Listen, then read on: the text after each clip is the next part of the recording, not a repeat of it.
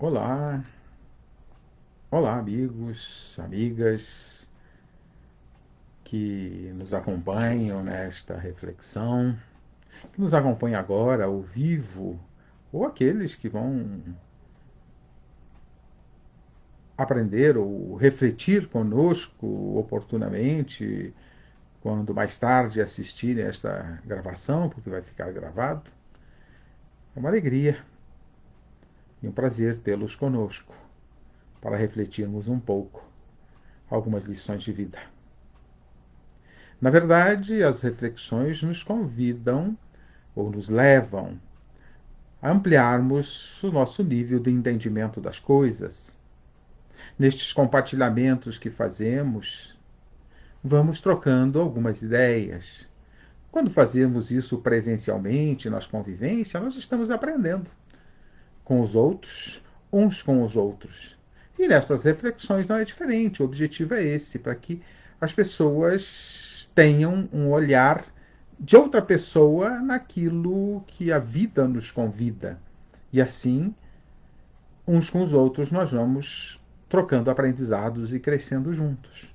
Eu tenho dito com frequência que, diante das nossas dificuldades, das experiências que a vida apresenta, um ponto fundamental é buscarmos respostas. Respostas que nos coloquem na condição de compreendermos as coisas, o meio que vivemos, compreendermos as ocorrências, compreendermos o que precisamos aprender com elas, porque se não compreendemos a vida com mais profundidade, por certo, nem as lições apropriadas das experiências nós vamos tirar.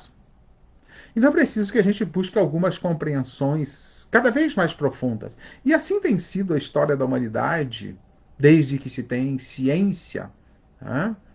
Seja na área da ciência, seja na área dos valores internos, dos valores éticos morais, dos valores filosóficos religiosos e assim por diante. Nós temos passado por processos de crescimento e de aprendizado. Será que já sabemos algumas coisas? E o título hoje da minha fala é uma pergunta. Sabemos? Vou falar alguns itens que são importantes nós buscarmos aprofundar esta ideia de saber. E então o primeiro item importante de sabermos é de Deus. Sabemos de Deus? Em resposta à pergunta número 10 do Livro dos Espíritos, os Espíritos dizem a Kardec que é impossível ao homem saber ou conhecer a natureza íntima de Deus. Porque seria querer colocar o infinito dentro de uma medida.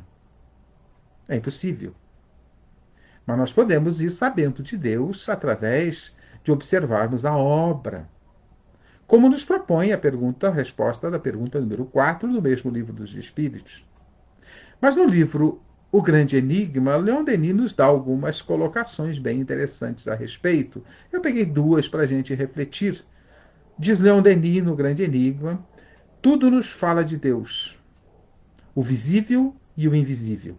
A inteligência o discerne, a razão e a inteligência o proclamam. Aqui há um convite grande para decidirmos sobre Deus, principalmente discernirmos sobre Ele. E a inteligência e a razão o proclamam. Se ainda não o proclamamos, é porque a nossa inteligência e a nossa razão não está tão avançada assim. Porque é óbvio a existência de Deus através de observarmos a grandeza da obra. E aí o próprio Leon Denis vai nos sugerir, na mesma obra, O Grande Enigma, onde ele faz um tratado sobre e reflexões sobre Deus. Não procures Deus nos templos de pedra e de mármore ao homem que o queres conhecer, e sim no templo eterno da natureza, no espetáculo dos mundos a percorrer o infinito, nos esplendores da vida que expande em suas superfícies, na vista dos horizontes variados, planícies, vales, montanhas e mares. É quase um poema, né, que nos dá Leon Denis, nos convidando a observar, usar a inteligência para observar que é impossível coisas tão perfeitas e tão maravilhosas não terem uma autoria. Porque a própria ciência, e isto também está tratado na pergunta número 4, na sua resposta, A própria ciência nos diz que todo efeito é uma causa que lhe deu origem. E, obviamente, se o efeito é inteligente, a causa tem que ser inteligente. Então, fica a forma de buscarmos este saber de Deus. Precisamos saber de Deus, porque sabendo de Deus e compreendendo a sua grandeza e o que podemos esperar dele diante dos seus atributos, e estes atributos de Deus já encontramos a partir de compreender que um ser criador de algo tão maravilhoso como esse universo e tudo que nele existe, nós temos que compreender que esse Deus tem que ser justo, tem que ser bom, tem que ser misericordioso. Portanto, como Pai, da forma que nos coloca Jesus, ele tem que cuidar dos seus filhos. Então, se ele cuida dos seus filhos, nós temos que compreender, a partir de Deus, da compreensão de Deus, compreender as nossas vidas.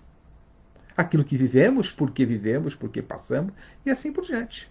Então é importante que busquemos aprofundar Deus, a compreensão de Deus. E aqui a compreensão, usando, como o Leon Denis nos disse, a razão e a inteligência, porque nós estamos em século XXI. O século XXI comporta, já há algum tempo, não só no século XXI, já anteriormente, Kardec vai nos colocar isso em O Livro dos Espíritos, já no século XIX, metade do século XIX para frente, segunda metade do século XIX, vai nos colocar que precisamos de uma fé raciocinada, porque temos uma inteligência já razoavelmente desenvolvida, então precisamos encontrar e refletir sobre o Criador usando a razão e a inteligência. Que é essa a proposta da doutrina espírita para encontrarmos Deus pela obra. Leon Denis vai tratar disso. O livro A Gênese, publicado por Kardec, também vai tratar de Deus pela obra e pelos seus atributos. Compreendendo os atributos de Deus, podemos ir além em outras questões, a partir de Deus, irmos além em outras questões para compreender a nossa situação, a nossa vida, a nosso estado aqui, neste mundo e assim por diante. O que fazemos aqui, de onde viemos, para onde vamos, são questões importantes a serem refletidas. Outro ponto importante na atualidade, já a atualidade estou falando aqui há 2000 anos para cá, nós temos que saber cada vez mais de Jesus. Compreender o que é o Cristo, quem é o Cristo, o que ele veio fazer entre nós. Ele veio aqui para morrer na cruz? Não, ele veio aqui para nos trazer lições. A cruz foi uma ocorrência pela nossa própria ignorância. Mas ele veio aqui para nos trazer lições. Quando Kardec pergunta em O Livro dos Espíritos qual o ser maior que Deus colocou na Terra para servir de modelo e guia, e aqui eu coloco Deus colocou na Terra, porque nós já tratamos de Deus. Então, entendendo Deus, sabe que ele investe em seus filhos e cuida destes, colocando seres para nos auxiliar, para nos orientar, para nos encaminhar. E Jesus foi o maior deles. Então Kardec formula a pergunta: qual ser Deus colocou na Terra para servir de modelo e guia? E a resposta mais curta de O Livro dos Espíritos: Jesus. Ponto. Portanto, Jesus é modelo e guia, o maior modelo e guia que nós temos para seguir. E se ele é o maior modelo e guia que temos para seguir, nós temos que atentar para os seus ensinamentos. Esta foi a função dele, é a função dele, a partir do próprio plano espiritual, porque ele continua cuidando de nós, em nome de Deus, nós somos ovelhas do seu rebanho. Então Jesus é nosso mestre, modelo e guia. Temos que cada vez mais pautar as nossas ações nos ensinos de Jesus. Já sabemos de Jesus? Já sabemos? Saber de Jesus não é saber da sua vida. Também é importante, a vida dele, quando esteve aqui conosco, foi fantástica. Né? Mesmo a sua morte na cruz, foi fantástico o encerramento, quando ele nos diz, quando ele diz àqueles que estavam maltratando: Pai, perdoa-os, não sabem o que fazem. Até nisso uma grandeza imensa. Porque ele sabia de Deus e dos propósitos de Deus. Ele sabia. Nós sabemos de Deus? Sabemos de Jesus? E depois ele reaparece, mostrando a sobrevivência da alma. E assim por diante. E mesmo depois de ter sido crucificado, ele ainda vem reforçar e estabelecer uma convicção entre aqueles que o seguiam, para que não esmorecessem diante, após a crucificação, com o fato da crucificação, para que eles não esmorecessem. Jesus reapareceu em espírito, trazendo orientações, mas a principal orientação foi mostrar para os seus seguidores, para os seus discípulos, e dali para frente evangelistas, orientadores, pregadores da Boa Nova, para fortalecê-los na fé, trazendo a eles a convicção: o ser não morre, o que morre é apenas o corpo. Então ele trouxe uma lição. Já sabemos de Jesus? E aí, sabendo de Deus, sabendo de Jesus, ou buscando este saber de Deus e de Jesus, é fundamental para compreendermos a nós mesmos, para sabermos de nós. Que somos? Muitos perguntariam quem somos. Não, é o que somos. Somos espíritos. Somos espíritos imortais. Porque, sendo espírito, ocupamos um corpo. Quando morre o corpo, o espírito continua. Quem é imortal é o espírito. Portanto, somos espíritos imortais. E precisamos caminhar na direção da imortalidade. Sem imortalidade, tenho dito em outras palestras, a vida não teria sentido. Não teríamos futuro. Não teríamos nada pela frente. Morreu, acabou. Então precisamos saber sobre nós e saber sobre essa imortalidade. Então somos espíritos imortais e, como nos diz Jesus, destinados à perfeição. Então já sabemos do nosso destino? Sabemos de Deus, sabemos de Jesus, sabemos de nós. E qual é o nosso destino? Jesus já nos mostra: sede perfeitos como vosso Pai Celestial é. Então não é uma conquista que temos que fazer para esse futuro. Temos que construir este futuro. Nós estamos em processo de construção desse futuro. O objetivo é construir um futuro. Então precisamos fazer isso. Caminhar na direção da perfeição. Esse futuro nos levará à perfeição, nos levará àquilo que mais sonhamos, à felicidade. Mas para ser feliz é preciso sabedoria. Atingir a sabedoria, a perfeição nos leva à sabedoria. A perfeição nos leva, portanto, à felicidade. Nos leva a conquistarmos a nós mesmos. A vencermos, se é a perfeição, é vencermos as nossas imperfeições. Por isso Jesus assevera: sede perfeitos como vosso Pai Celestial é. Ou seja, é um convite que ele está nos fazendo para caminharmos nessa direção. Portanto, e até assevera mais: ele, o ser maior que esteve aqui entre nós, para servir de modelo e guia, propõe que poderemos fazer o que ele fazia, e ainda mais. Ou seja, podemos chegar ao nível do Cristo. Para alguns isso pode ser até blasfêmia. Mas é ele que disse: podeis fazer o que faço, ainda mais.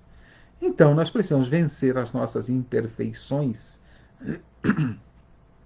E tem uma historinha de um jornalista que esteve refletindo sobre o ser humano. E ele, um pensador, e ele pensou que o ser humano é como um diamante de diversas faces. Mas para que a luz própria, deixar brilhar a nossa luz, se irradie, que brilhe, é preciso que a gente limpe as faces do diamante. Então precisamos trabalhar em nós as conquistas necessárias para vencermos as imperfeições em nós, para chegarmos à perfeição. E só seremos felizes quando formos perfeitos. Quando Kardec trata sobre felicidade, no capítulo 1 da quarta parte do Livro dos Espíritos, a primeira pergunta desse capítulo, 920, ele vai questionar se é dado ao homem ser absolutamente feliz neste mundo. E a resposta é não.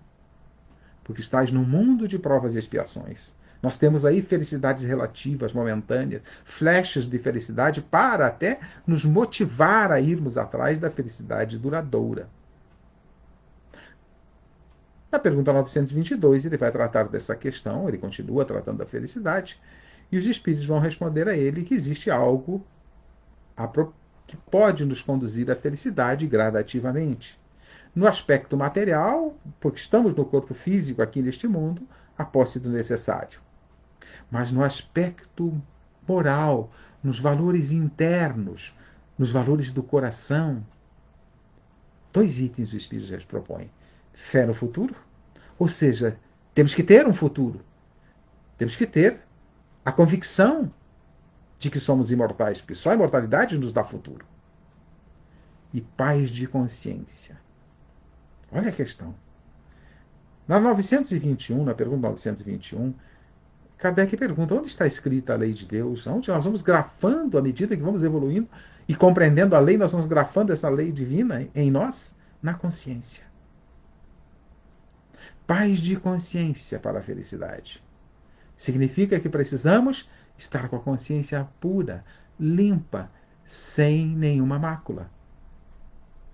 Consciência limpa só é possível para quem não pratica mais atos contrários à lei, contrários aos valores. Então, só tem paz de consciência quem conquista esses valores. E essa paz de consciência nós vamos conquistando gradativamente à medida que vamos melhorando os nossos comportamentos e caminhando na direção do nosso destino. Mas só teremos plenitude nessa área, só teremos felicidade completa quando atingirmos a perfeição. Estamos a caminho. Mas para isso é preciso ter futuro. Então, paz de consciência e fé no futuro. Ou fé no futuro e paz de consciência. Então temos um destino? Já sabemos desse destino? Mas aí, para que a gente conquiste este futuro, não dá para fazer numa jornada só. Se a gente for analisar, se nós formos analisar com carinho, nós vamos perceber quantas pessoas que deixam esse mundo, ao deixar o mundo, atingiram a perfeição. Acho que dá para contar dos dedos. Portanto, não dá para fazer isto em uma jornada só. Ah, não, mas aí se você não conquistou a perfeição numa jornada, você vai para o inferno. Quem conquistou vai para o céu. Aí eu fico pensando, a crueldade de Deus. Por quê? Porque a maioria dos seus filhos vão para o inferno. Não, Deus não é cruel. Deus é justo, Deus é bom, é misericordioso. Então ele oferece novas oportunidades. E estas novas oportunidades nós temos através de voltarmos à escola, de voltarmos a este mundo, até que a gente conquiste. Aqueles seres que conquistaram e saíram daqui mais evoluídos é porque já tinham iniciado a sua jornada um pouco antes de nós. O próprio Cristo fez a sua jornada. Porque ele é severo, a gente olha para ele como um ser perfeito, e o é. Mas ele diz, quando o mundo foi, eu já era. Ou seja, antes até da construção do nosso mundo, o Cristo já tinha feito a sua conquista. Se ele tivesse sido criado perfeito por Deus, desde o princípio dele, saiu perfeito das mãos do Criador, primeiro que não seria justo. Né? Uns filhos Deus cria perfeito, os outros ele põe no mundo, nos mundos para desenvolverem-se, e aqueles que fracassam vão para o inferno? Não seria justo. E se ele tivesse sido criado perfeito por Deus, ele teria dito, eu sempre fui. Não, ele disse, quando o mundo foi, eu já era. Significa que ele já havia conquistado. Então é preciso que nós façamos isto. E Jesus deixou isso claro para nós. É preciso que voltemos. É preciso que nasçais de novo, ele fala a Nicodemos. Os povos antigos tinham consciência, não plena, mas não sabiam como, mas tinham a noção de que era preciso voltar. Allan Kardec chamou esta volta de voltar à carne, reencarnar, reencarnação. E se analisarmos, tem várias passagens entre os evangelistas na Bíblia que nos fala da fala do Cristo, mostrando a necessidade da volta. Não vamos entrar profundamente nessa questão, até poderíamos tratar numa outra oportunidade da própria só de reencarnação. Reencarnação é a chave para entendermos a justiça, a bondade, a misericórdia do Pai. Sem a reencarnação, com a ideia de que ele vai nos expulsar para o inferno permanentemente por falhas cometidas, aonde a justiça, aonde a bondade, onde a misericórdia divina? Não. Deus não é assim. Deus é Pai, é perfeito, é amor. Deus é amor, nos diz João. Então é preciso que a gente pense um pouquinho diferente. A alternativa para isso é a volta. Inferno é um estado de consciência nossa, de acordo com as nossas falhas cometidas, com os erros cometidos, e atentamos contra a consciência. Então a nossa consciência não está em paz, estamos no inferno. Se você analisar um pouquinho, toda vez que você comete uma besteira, que vale para mim, vale para qualquer um de nós, cometemos alguma besteira e a gente percebe que fez besteira, a gente se arrepende e dói. Perde o sono. Passa dias, às vezes, acabrunhado porque fez besteira. Não é isso? Isso é o inferno. Você já parou para pensar quando você faz uma coisa boa, atende, socorre alguém, faz um ato de amor, de caridade, principalmente no ambiente familiar, onde estamos aí estamos com as principais lições, a gente não se sente bem? Você não se sente bem? Esse é o céu. Não precisa morrer para estar no céu ou estar no inferno. Os nossos atos falam de nós como de Jesus. Os nossos atos vão dizer em que estado nos encontramos.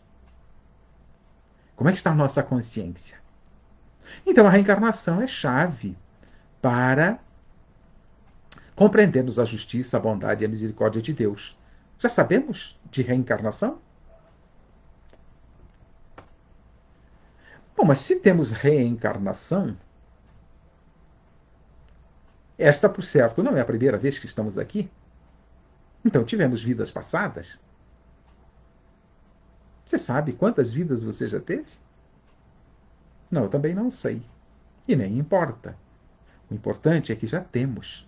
Porque se já temos algum grau de desenvolvimento, de valores, de inteligência, é porque já conquistamos em algum momento. Se fosse só uma jornada aqui para todo mundo, nós estaríamos sempre recomeçando.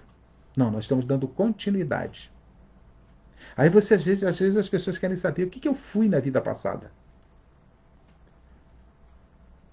Eu desaconselho. A menos numa situação para resolver um trauma não encontrada a causa para este trauma na existência atual, aí um processo de regressão de memória para saber aonde este trauma e desfazer, desamarrar esse nó que está nos impedindo, às vezes, de viver e progredirmos nesse mundo e aproveitarmos a nossa existência. Então, uma regressão de memória é possível e até aconselhável, mas sempre com um profissional sério, responsável, ciente do que está fazendo, para não mexer onde não deve. Porque pode abrir gavetas que não devem ser abertas. Porque se esquecemos do nosso passado, tem um motivo muito sério para isso na bondade divina. É a bondade de Deus que nos permite esquecer o passado. Por algumas razões.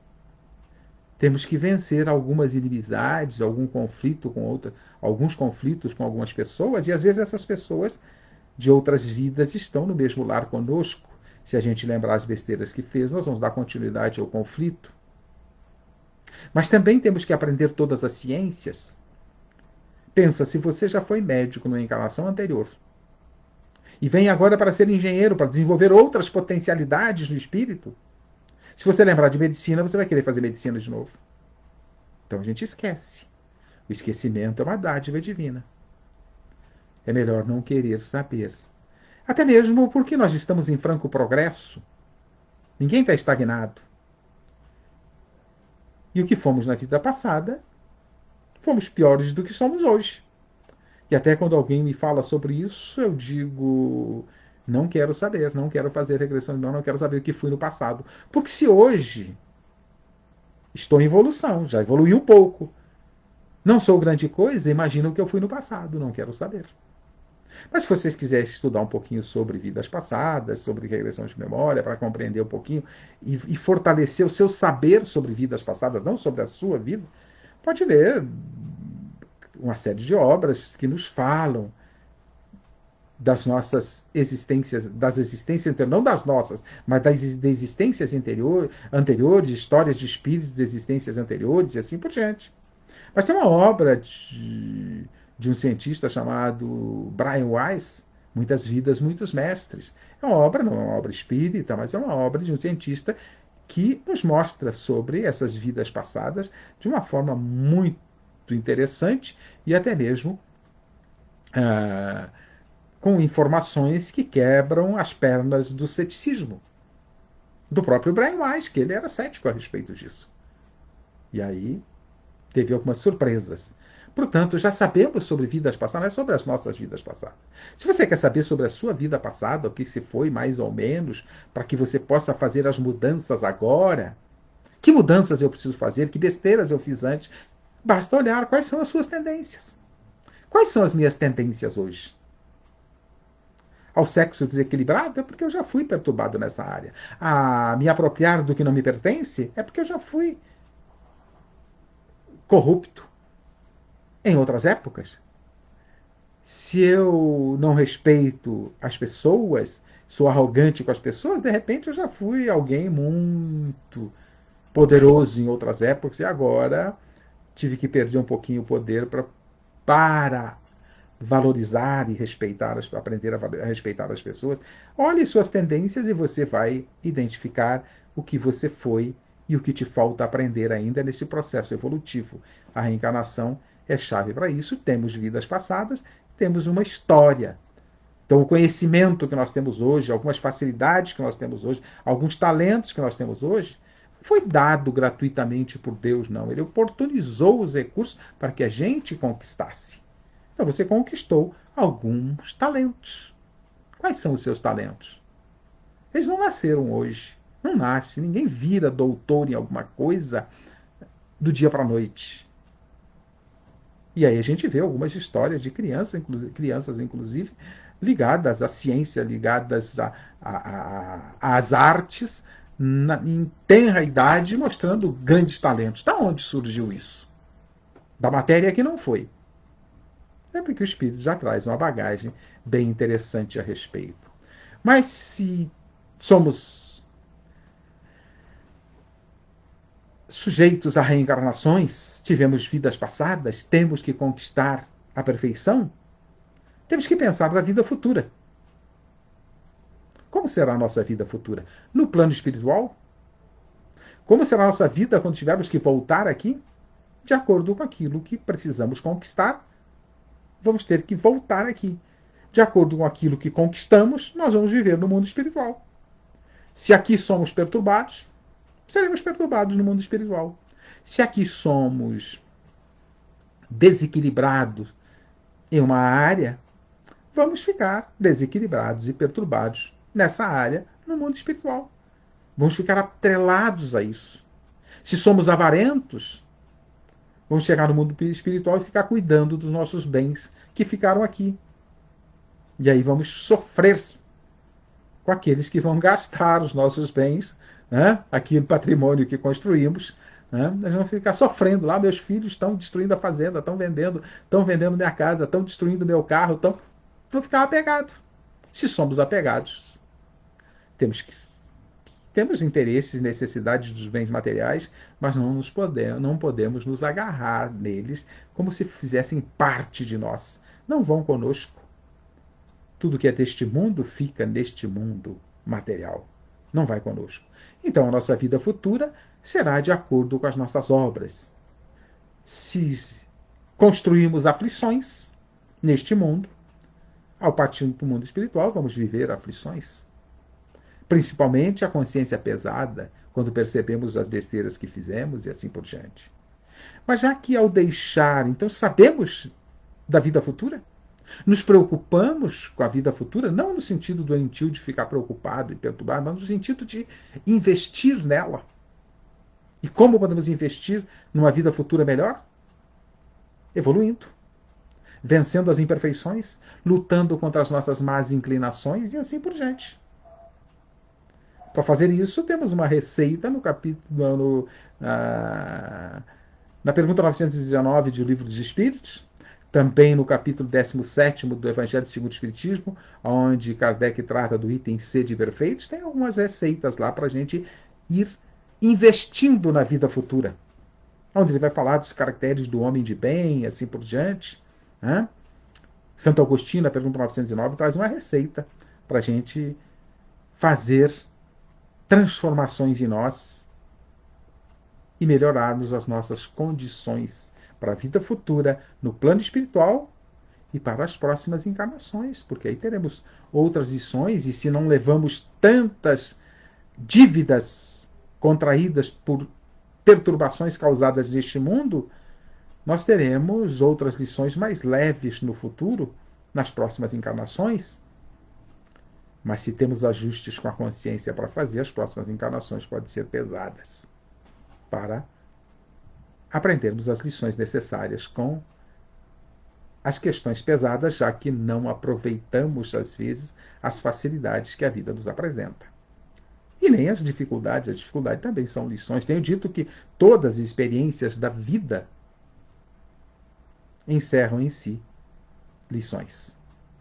Então temos que buscar melhorar a nossa condição, é melhorar o aprendizado dessas lições. Mas se existe um mundo espiritual, se existe o outro lado da vida, o que nós sabemos dessas comunicações entre os dois mundos, o mundo físico e o mundo espiritual? O que nós sabemos das comunicações? Ah, isso é coisa dos espíritas. Não.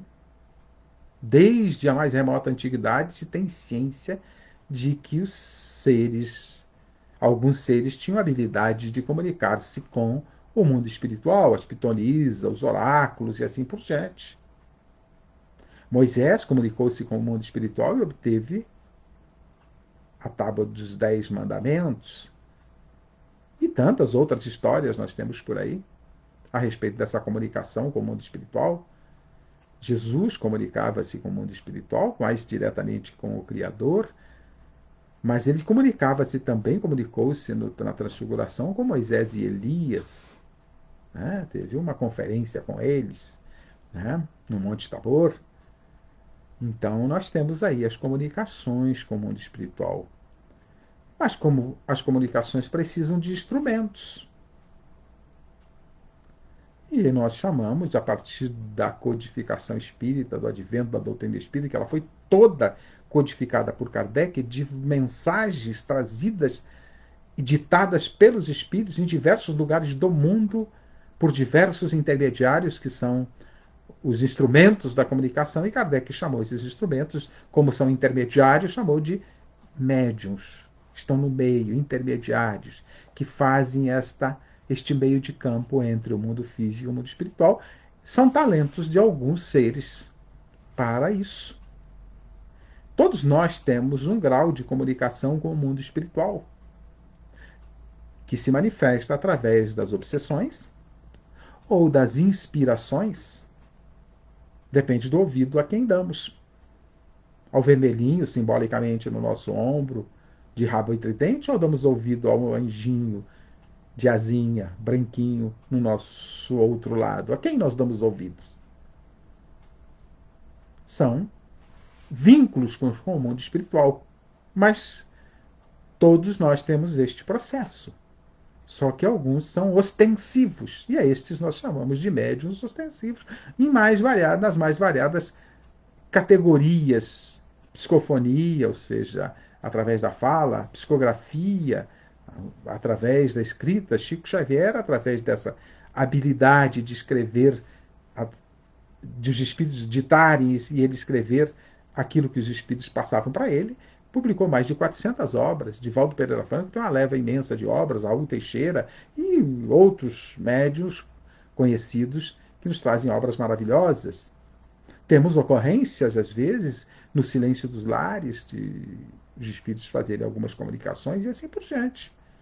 Então, mas aí você diz, mas Moisés proibiu o povo de comunicar-se com os espíritos, de conversar com os espíritos. Primeiro, a questão que vem aí é: ou era possível a comunicação com os espíritos, com os mortos, ou Moisés era um estúpido. Proibiu uma coisa que não existe? Não, se ele proibiu é porque existia. Moisés não era estúpido. Portanto, ele proibiu uma coisa que existia. Aí a questão é por que ele proibiu? Se ainda hoje, às vezes, as pessoas querem soluções prontas através de consulta a espíritos, e aí, às vezes, se sometem a charlatães, imagina naquela época de Moisés, mais de 3.000 anos atrás. A ignorância era muito grande, então era muito comum querer respostas dos espíritos, consultar os espíritos, e ficar uma dependência de espíritos. E aí, quando você fica em dependência, fica a dependência de quem? De espíritos perturbados, porque espíritos evoluídos têm mais o que fazer do que ficar à sua disposição. O que sabemos das comunicações? A doutrina espírita é rica em informações a respeito destas comunicações com os espíritos. Bom, se temos um destino, se temos a reencarnação como alternativa para darmos continuidade à nossa caminhada, qual é o nosso caminho? O que sabemos do caminho? Jesus nos diz: eu sou o caminho, a verdade e a vida. O caminho para a perfeição. O caminho para a perfeição, Deus foi nos mandando através de vários emissários em todas as épocas da humanidade. Mas o caminho mais completo, o curso mais completo, as lições mais completas, ele mandou por Jesus. E a prática do bem, a prática do amor. Esse é o caminho, não há outro caminho. Por isso Jesus diz: eu sou o caminho, a verdade e a vida. Porque ele trouxe as verdades sobre a lei divina, mais profundas. Ele trouxe, falou de uma nova vida e mostrou qual é o caminho para se conquistar essa nova vida. A vida do ser feliz, do ser perfeito, do ser que chegou e aproximou-se da perfeição relativa, não é perfeição absoluta, porque perfeição absoluta é só Deus. Mas perfeição relativa, nos aproximarmos de Deus, conquistarmos a sabedoria, tudo isso, Jesus nos trouxe o caminho. E o caminho podemos resumir no amor. Só o amor. Mas o amor em ação. Então eu pergunto, vocês viram que eu tratei até aqui de algumas questões sobre sabemos de Deus, de Jesus, de nós, de destino, de reencarnação, de vidas passadas, de vida futura, de comunicações e de caminho? Sabemos sobre isso? Alguns poderiam me responder que sabem. E eu respondo: e daí? E daí se nós sabemos sobre isso? Sabermos, em teoria, pouco resolve. O que fazemos com isto? Então, se sabemos dessas coisas, o que fazemos com elas? Aí está a grande chave. Aí está a grande questão. Porque muitos de nós já sabemos muito sobre essas coisas em teoria, já lemos em livros, já decoramos algumas obras, já decoramos o Evangelho de Jesus. Alguns. Já sabemos tudo sobre a reencarnação, já lemos várias obras, já decoramos muitas obras espíritas, já decoramos o Evangelho. E daí? A questão é o que fazemos com este saber, com esta teoria. Fazemos alguma coisa? Buscamos melhorar o nosso comportamento, a nossa atitude, tirar o homem velho, carrancudo, avarento, sexólatra, corrupto de dentro de nós? Se não fazemos isso, saber essas coisas em teoria não serve de nada. O saber, ele só serve se ele for vivido, praticado, e até mesmo para consolidar esse saber. Qualquer conhecimento só se consolida pela prática. Então a pergunta é: e daí se sabemos em teoria? A questão é: o que fazemos com isso? Fazemos alguma coisa? E se não fazemos, por que ainda não fazemos? Aí eu fico pensando, por que ainda não fazemos? Porque nós já sabemos dessas coisas, em teoria, temos obras, temos uma série de recursos. A maioria do povo brasileiro, por exemplo, frequenta templos religiosos, então já tem algumas noções maiores ou menores sobre isso. A questão é que nos falta convicção. E convicção se adquire buscando a teoria e vivendo essa teoria, colocando em prática. Então, se eu sou um espírito imortal, eu pergunto: vivemos como seres imortais? Ou vivemos como seres mortais? Se sabemos que tudo que tem neste mundo é ilusório e passageiro, nos desapegamos com facilidade? Se sabemos que esse corpo, com o advento da morte, será consumido pelos bichinhos ou será cremado, cuidamos dele, mas não ficamos apegados a ele doentiamente? O que fazemos com este saber? Precisamos consolidar e fazer uso desse saber em nosso favor, para acelerar o processo de caminhada na direção da perfeição. Não basta só eu estar em teoria, não basta só eu estar em templos religiosos, é preciso que eu faça uso disso para o meu benefício e para o benefício da coletividade, de todos, que a gente compartilhe e cresçamos juntos. Estamos aqui para crescer juntos. Começa esse crescimento em conjunto, solidário, dentro do ambiente familiar, mas também se expande para a sociedade. Aquilo que construímos em nós, construímos no ambiente familiar, vamos levar para a sociedade. O que estamos oferecendo? O que estamos fazendo? Então, eu trouxe essas questões na forma de pergunta para a gente refletir um pouco e buscar aprofundar estas questões na teoria e viver de acordo com esta compreensão. É por isso que, para a gente encerrar, eu pego mais um trechinho de Leon Denis como mensagem final. É uma passagem que eu cito com muita frequência, porque ela é fundamental neste aspecto. Está no livro Porquê da Vida, no item 2, quando ele fala dos problemas da existência. Até mesmo para resolvermos os problemas da nossa existência, nós precisamos buscar a compreensão sobre estes problemas, sobre a vida de uma maneira geral. Então, Leon Denis, já no primeiro parágrafo, vai nos dizer: o que importa, antes de tudo, é saber quem somos, de onde viemos, para onde vamos, quais são os nossos destinos. As ideias que fazemos do universo e suas leis, tudo isto é de importância capital. O papel que cada um de nós deve exercer nesse vasto teatro, tudo isso é de importância capital. É de conformidade com elas, com estas ideias, que vamos dirigir os nossos atos. Como é que estamos dirigindo os nossos atos? Usando este conhecimento ao respondermos essas questões levantadas?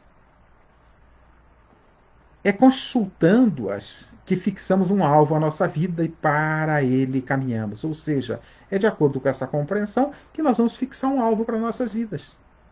Se temos consciência de que somos seres imortais, temos que fixar como alvo a imortalidade e vivermos com a preparação para esta imortalidade. E para ele caminhamos. Né? Eis a base, o verdadeiro incentivo de toda a civilização. Conforme for o ideal, assim é o homem. Para as coletividades, da mesma forma que para o indivíduo, a concepção de mundo e de vida é que determina deveres, mostra caminhos a seguir e resoluções a adotar. Sabemos dessas coisas todas? Se já sabemos, estamos usando estas questões todas, essas respostas? Estamos vivendo de acordo? Porque é preciso ter o conhecimento e viver de acordo com esse conhecimento. Não adianta ter o conhecimento e não viver de acordo com ele. Então, o que importa, antes de tudo, é saber quem somos, de onde viemos, para onde vamos, quais são os nossos destinos. Que ideias fazemos do universo e suas leis? Tudo isso é importante.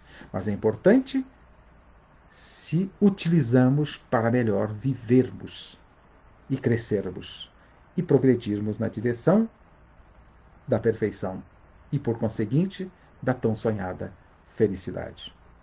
Agradeço a Deus a oportunidade que Ele nos oferece para refletirmos.